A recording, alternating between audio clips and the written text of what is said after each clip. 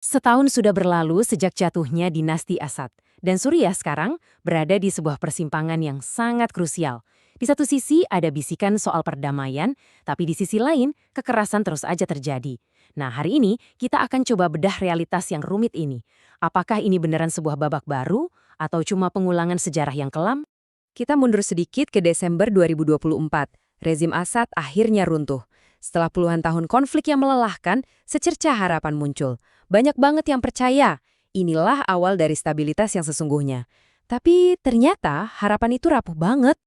Bagi banyak warga Suriah, momen itu bukanlah sebuah kemenangan. Bukan, tapi lebih terasa seperti jeda.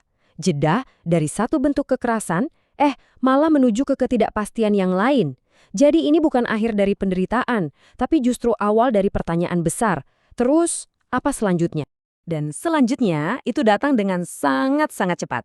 Di bawah kepemimpinan baru, Ahmad al-Shara, langkah pertama yang diambil itu sebuah pergeseran kebijakan luar negeri yang sukses bikin semua orang kaget. Coba deh lihat ini, benar-benar pembalikan 180 derajat. Dulu, citra publik al-Shara itu dibangun di atas narasi perlawanan terhadap Israel. Sekarang, dia duduk satu meja, berhadapan langsung untuk berunding. Ini bukan sekadar ganti kebijakan loh, ini udah kayak perombakan total sebuah identitas. Dan diplomasi baru ini tuh nggak terjadi di ruang hampa. Sementara para pemimpin kelihatan jabat tangan, militer Israel justru mendominasi langit dan darat Suriah. Sejak Assad jatuh, beberapa sumber mencatat kalau Israel udah bertindak seenaknya dan hampir tanpa perlawanan berarti. Jadi, kenapa pergeseran drastis ini bisa terjadi?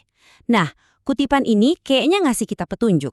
Ada banyak laporan yang mengindikasikan bahwa Israel secara diam-diam mendukung kelompok Al-Sharia buat bantu gulingin Assad. Ya, kalau kekuasaanmu lahir dari bantuan musuh, agak susah ya untuk berharap bisa berdiri tegak di hadapannya. Oke, tapi sementara diplomasi jadi berita utama di panggung internasional, ada cerita yang jauh lebih kelam yang terjadi di jalanan Suriah. Sekarang, yuk kita alihkan pandangan kita dari panggung dunia ke realitas brutal yang dihadapi warga sipil di sana. Lebih dari 1.500 orang, coba bayangin. Itu adalah jumlah warga sipil yang tewas hanya dalam waktu 1 bulan. Ironis banget kan?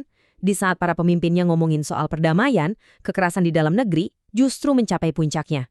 Dan ini bukan kekerasan yang acak. Ada polanya, jelas banget. Sepanjang tahun 2025, pembunuhan terjadi terus-menerus. Dan puncaknya adalah pembantaian mengerikan di awal Maret, di mana lebih dari 800 orang dieksekusi begitu saja. Yah, perang terbukanya mungkin udah selesai. Tapi kekerasannya nggak berhenti.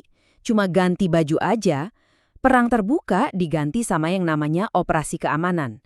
Yang isinya pembunuhan terarah, eksekusi, dan kematian di dalam tahanan. Dan untuk semua ini, akuntabilitas buat para korban hampir nol. Jadi, gimana kita menghubungkan dua realita ini? Di satu sisi, ada ketundukan di panggung dunia, di sisi lain ada kebrutalan di dalam negeri. Nah, ternyata menurut para analis, keduanya ini adalah dua sisi dari koin yang sama dan ini ngikutin pola sejarah yang sangat klasik. Siklusnya tuh gini, dan ini cukup suram. Ketika sebuah rezim kelihatan lemah di mata dunia karena tunduk sama kekuatan dari luar, rezim itu seringkali mencoba untuk menegaskan kembali kekuasaannya dengan cara paling brutal, yaitu dengan menindas rakyatnya sendiri. Salah satu sumber bahkan ngasih nama untuk dinamika ini subordinasi. Ini adalah kondisi di mana kelemahan dan ketundukan sebuah negara justru dikemas dan dijual seolah-olah itu adalah sebuah prestasi diplomatik. Biar gampang, bayangin kayak gini. Anda adalah korban perampokan. Terus, Anda diminta untuk menandatangani surat damai dengan si perampok, hanya supaya sebagian barang Anda dikembalikan. Itu bukan negosiasi namanya. Itu namanya menerima syarat dari posisi yang sangat lemah. Dan kalau kita lihat syarat-syarat kesepakatan yang dilaporkan, ketidakseimbangan itu jadi makin jelas. Suriah diminta untuk melepaskan klaimnya atas dataran tinggi Golan selamanya, hanya sebagai imbalan atas penarikan sebagian pasukan. Ini kan namanya konsesi permanen untuk keuntungan yang sifatnya sementara.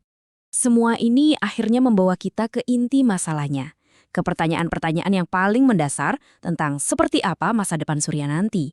Janjinya kan stabilitas dan penegakan hukum, tapi realitasnya daftar korban yang terus bertambah, sementara keadilan sama sekali tidak terlihat. Jurang yang dalam antara janji dan kenyataan, inilah yang memaksa kita untuk bertanya, sebenarnya apa sih yang udah dicapai? Apakah sebuah perdamaian yang mengabaikan pembunuhan massal dan tidak adanya akuntabilitas itu bisa disebut sebagai stabilitas yang sejati dan bisa bertahan lama? Atau jangan-jangan ini semua hanyalah sebuah penyerahan diri yang dibungkus rapi dengan kata damai? Inilah dilema yang dihadapi Suriah hari ini. Sebuah pertanyaan tentang berapa harga sesungguhnya dari apa yang mereka sebut sebagai stabilitas.